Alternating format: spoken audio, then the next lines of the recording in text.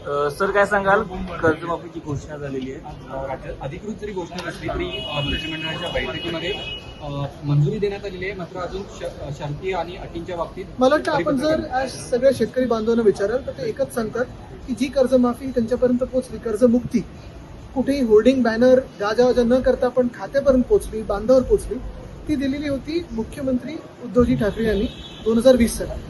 मला वाटतं त्याच्या आधीच्या घोषणा आणि त्याच्या नंतरच्या घोषणा ह्या सगळ्या पोकळ होत्या, आपल्याला माहिती होत्या.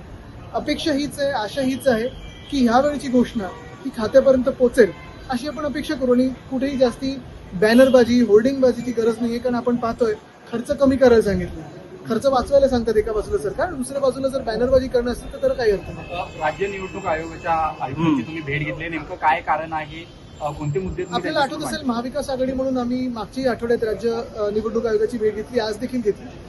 SIR सुरू जेव्हा होणार आहे, अजून झालेलं नाहीये, पण 30 जून पासून SIR सुरू होईल. त्याच्यात काही आमच्या ज्या अजून काही क्लॅरिटी पाहिजे होती गोष्टींना ती मागणी करायला. सर, अब्दुल सत्तार यांचं असं म्हणणं आहे की भारतीय जनता पक्ष हे शिवसेना संपवते. महायुतीमध्ये आता पुन्हा एकदा वाद निर्माण झालेला ते आहे. जे शिवसेनेबद्दल बोलतायत, मिंदेंची शिवसेना नाहीये, शिवसेना ही उद्धव बाळासाहेब ठाकरे पक्षासोबतच आहे.